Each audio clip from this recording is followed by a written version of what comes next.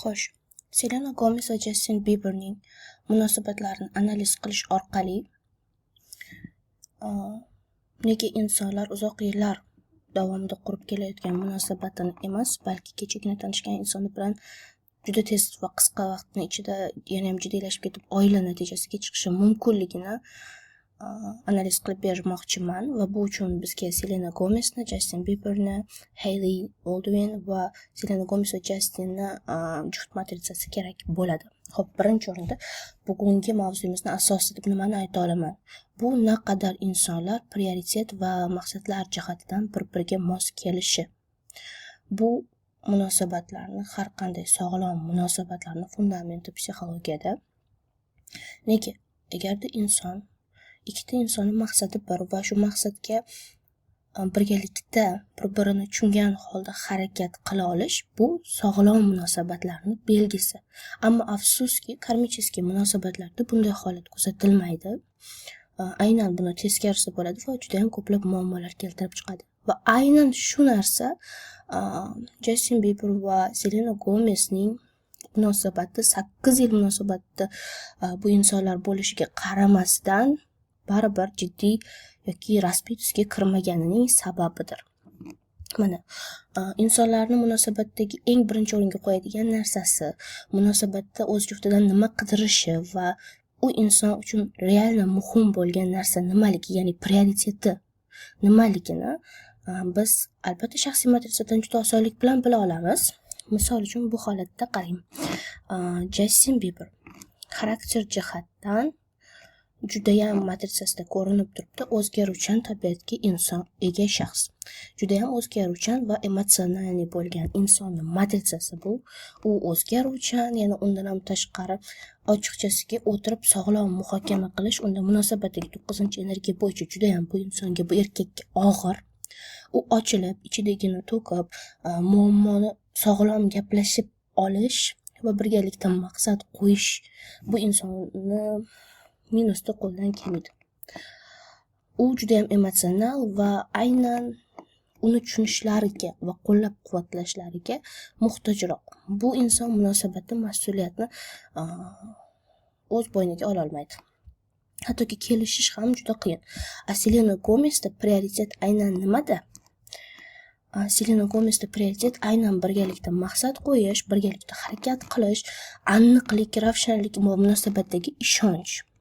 Sog'lom gaplashib olib, birgalikda harakat qila olishda borini berib, shu munosabat uchun aniqlikka ega bo'lish va kurasha olish. Aynan shu narsa Selena Gomez uchun juda ham muhim bo'lgan. Justin uchun uni tushunishlari, uni qo'llab-quvvatlashlari, u mas'uliyat olmasa ham, o'zgaruvchan bo'lsa ham, hech qanaqa harakat qilmasa ham, uni sevib boricha qabul qilishlari, yordamga muhtoj bo'lgan shaxs. Xo'sh, bu ikkita inson shuni hisobiga bir-biriga mos bo'lmagan boshidan. Va aynan buni gaplarimning isboti ham karmicheskiy munosabat. Juft matrisadan ko'rishimiz mumkinki, bu munosabatlar boshdan karmicheskiy bo'lgan. Bu ikkita inson boshdan bir-biriga mos bo'lmagan. Bu faqat juft matrisada emas, balki shaxsiy matrisasidan ham ko'rinib turibdi. Bor yo'q vaqt yo'qotishgan. Karmicheskiy og'ir munosabat nega 8 yil cho'zilgan bo'lmasa? Chunki mana bu juft matrisadagi 10-energiya bo'yicha odamlar urushadi, yarashadi, lekin karmicheskiy munosabat shunaqa ta'sir qiladiki, bir-birini qo'yib yubora olmaydi. Qanchadir vaqt gaplashmay ketadi, yana begonaday bo'ladi, boshqalar bilan yurib ketishadi, lekin baribir bir-birini topishadi. Toki juda ham chidab bo'lmaydigan, agar minusga kirib ketsa, juda ham og'ir vaziyat keltirib chiqarmaguncha yoki bu munosabatdagi karmicheskiy darsni ikkita odam ham olib bo'lmagunicha. Bularning holatida уже слишком minusga kirib ketgan bo'lishgan. Shu sababli oxiri ajralib ketishgan. Juda ham og'ir karmicheskiy munosabat va ikkita shaxsiy matrisa va juftga qaraganda shuni ko'rishimiz mumkinki, ikkita odam ham o'zini minuslarini, karmicheskiy darslarini o'tib bo'lmagan bo'lgan, shu minuslarni juft matrisaga olib kirgan. Shuning uchun ham minusdagi juft matrisaga ega bo'lganmiz. Hailey bu yerda Justin bilan prioritetlar jihatidan mosroq. To'g'rirog'i Justinga Hailey mos. Bularning ham munosabati karmicheskiy og'ir, shuning uchun zo'r munosabatda bo'lmaydi, lekin ajralib ketish ehtimoli ham juda baland bo'ladi. lekin gap shundaki,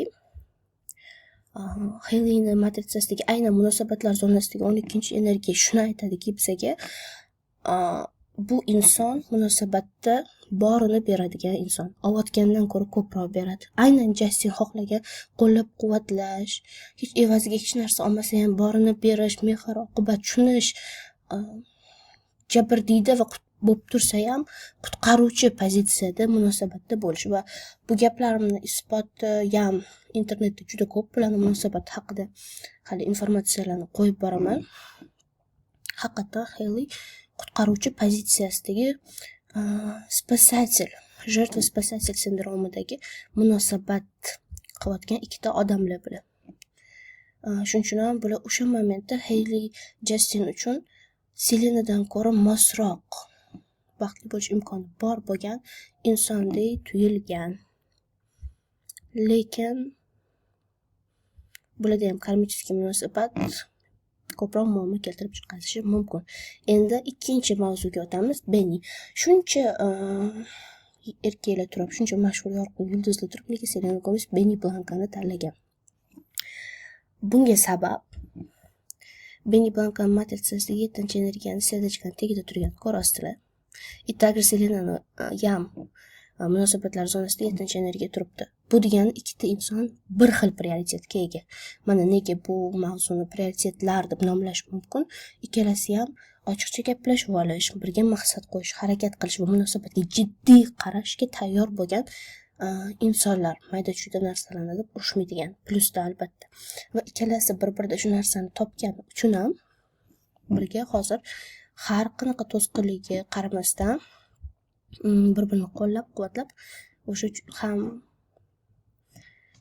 juft matritsasida ham 5-energiya turibdi. Oldingi postimda qo'yganman.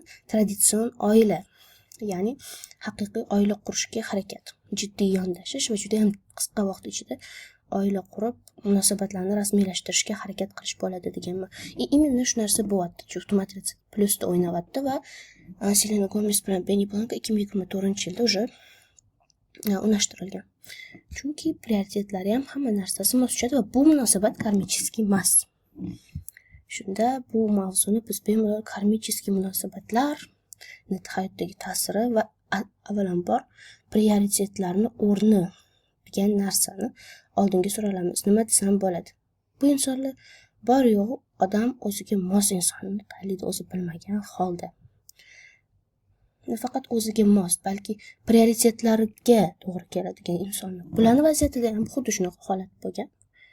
Va shuning uchun ham 8 yillik munosabat emas, 2 oylik munosabat, 2 oylik munosabat jiddiylashib ketgan. Siz ham juftingizni, o'zingizni, prioritetlaringiz qanchalik bir-biringizga mosliginglar, prioritetlar jihatdan qanchalik mosliginglar, munosabatinglar karmический yoki karmический emas va munosabatinglar haqida deyarli hamma narsani bilib olmoqchi bo'lsanglar, unda sizlarni shaxsiy va juft matritsalar analizida kutib qolaman.